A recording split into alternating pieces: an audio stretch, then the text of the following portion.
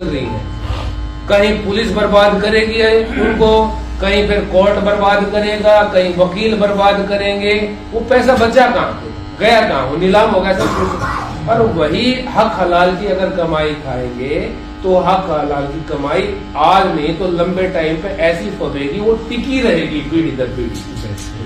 हराम की कमाई टिकती नहीं है ज्यादा लंबी भी है, देखा भी आप लोगों को, समझा भी है।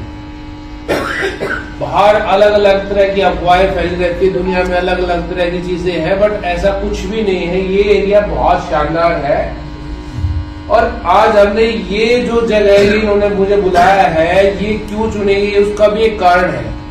क्योंकि जब अल्लाह कोई चीज चाह रहा हमसे करवाना तो वो कोई ना कोई तरीका देता है, कोई ना कोई जगह मुकर्रर करता है, तब हम उस जगह इकट्ठे होते हैं, उन चीजों के बारे में विचार करते हैं। अगर हम धर्म की बात करें तो कोई धर्म, कोई मजहब ऐसा नहीं है जो हमें कोई भी गलत काम के बारे में बताता हो या सिखाता हो या करने के लिए कहता हो। और ये बात पक्की है, आप लोग इस चीज को बिल्कुल अपने दिमाग में बैठा लो, बुराई कभी अकेले नहीं आती। बुराई बहुत सारी चीजों के बुराई बहुत सारी चीजों को साथ, एक बुराई आएगी वो 10 बुराइयों को अपने साथ लेके जाएगी। कहीं ये ना हो, कहीं ये मान लो अब हम एक बुराई कर रहे हैं, भगवान की नजरों से, अल्लाह की नजरों से, बाकी चीजों से बच जाएंगे, उसने आंख बंद कर रखी है। वो हर चीज को बारीकी से देखता है और हर इंसान के साथ उसका एक साया रहता है हमेशा। जैसे कहते हैं ना, हर इंसान का एक अकाउंट है ऊपर, अच्छाई का और बुराई का। ऐसे हर इंसान के सामने एक साया रहता है जो ऊपर जाके बताता है कि इसने ठीक किया, कि इसने गलत किया। तो ये मत मान लेना कि आप जो एक भी बुराई करोगे तो वो अकेली बुराई आएगी, उसके साथ 10 बुराइयां बंद के आएंगी और आपके सारे परिवार को आगे तक वो से देगा। जैसे मौलाना साहब ने बात बताई छोटी सी, बहुत सारी समस्याएं हमारे एरिया की, इस क्षेत्र की बहुत सारी समस्याएं जो पनप रही है अभी। अगर उनको हमने समय रहते नहीं सुधारा, समय रहते उन पे गौर नहीं किया, तो वो दिन दूर नहीं कि आने वाली हमारी जो पीढ़ी है वो बर्बाद हो जाए।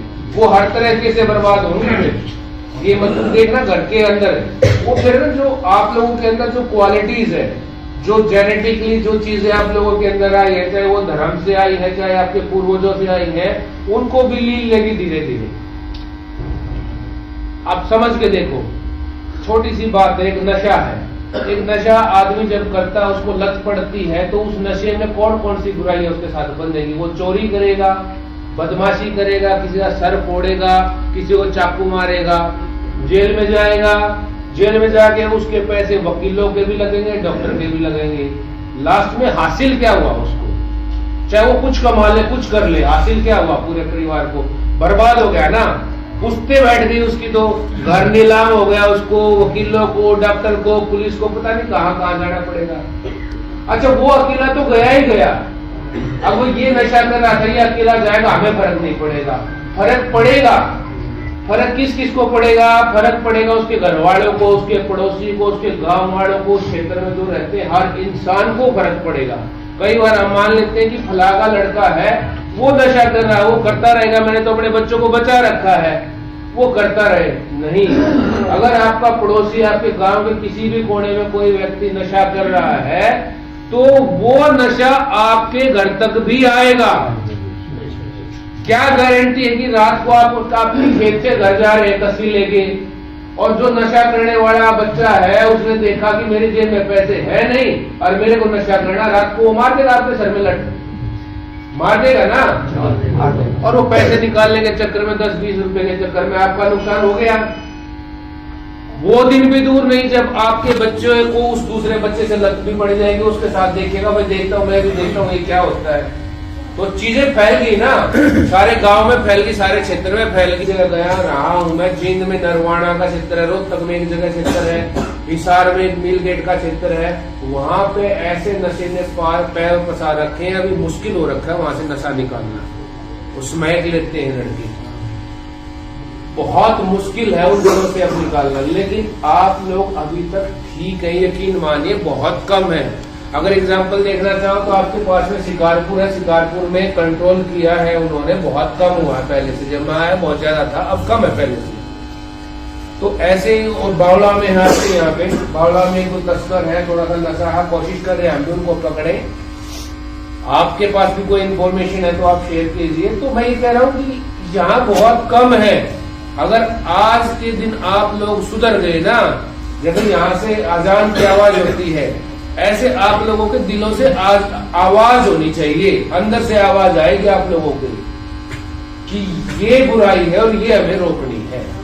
तभी आपकी जो परवरदिगार से आप मांगते हो ना, उसकी इबादत करते हो, वो इबादत तभी सक्सेसफुल है, तभी वो इबादत सही और सच्ची मानी जाएगी जब आप बुराइयों को खत्म करते हुए चलोगे। अच्छा, इसके साथ साथ और भी छोटी छोटी बुराइयां हैं। जैसे कई लोगों को लगता है कि OLX पे फ्रॉड हो जाता है, OLX पे फ्रॉड होगा, कोई बात नहीं, 2 पैसे कमा लिए और घर भी बड़ा अच्छा बना लिया। याद रखना, हराम का पैसा हराम में जाएगा।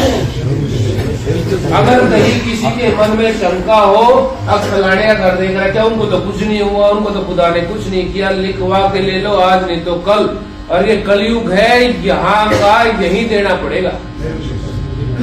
ठीक है, तो हराम का पैसा हराम में ही जाएगा, कल को पुलिस उठा लेगी, आज नहीं तो कल फंसेगा, और वो उसके साथ साथ उसकी पीढ़ियों को भी फंसाएगा जो साथ में चल रही है। कहीं पुलिस बर्बाद करेगी उनको, कहीं फिर कोर्ट बर्बाद करेगा, कहीं वकील बर्बाद करेंगे, वो पैसा बचा कहाँ, गया कहाँ, वो नीलाम हो गया सब कुछ। और वही हक हलाल की अगर कमाई खाएंगे तो हक हलाल की कमाई आज नहीं तो लंबे टाइम पे ऐसी फबेगी, वो टिकी रहेगी पीढ़ी दर पीढ़ी। हराम की कमाई टिकती नहीं है ज्यादा लंबी। तो ये जो छोटी छोटी बुराइयां हमें लगता है कि बहुत अच्छी हैं, और हमारी युवा पीढ़ी तो चलो आप लोग समझ सकते हैं, लेकिन हमारी युवा पीढ़ी को बड़ी आकर्षित करती है।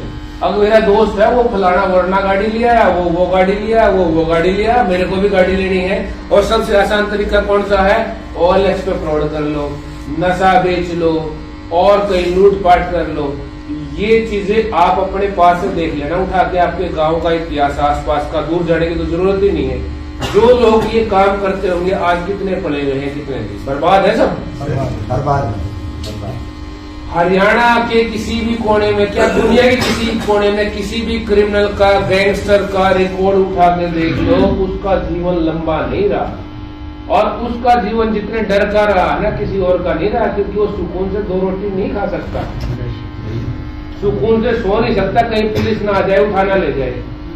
जो आदमी गलत काम करेगा वो नशा करके तो बेशक सो जाता होगा, बाकी उसको नींद सुकून की नहीं आएगी जो गलत काम करेगा। क्यों?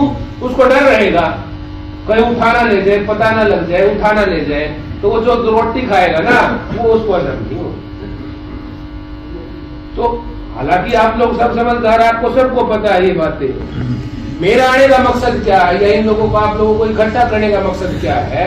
जैसे सबका एक अलग अलग तरीका है, प्रण दिलाते हैं हम सबको, एक कसम खा के जाते हैं कि यहाँ से जाएंगे तो अपने अंदर से तो इस बुराई को निकाल लेंगे अपने घरों से, लेकिन अपने पड़ोस से, अपने क्षेत्र से, वहां से भी इन बुराइयों को निकालेंगे।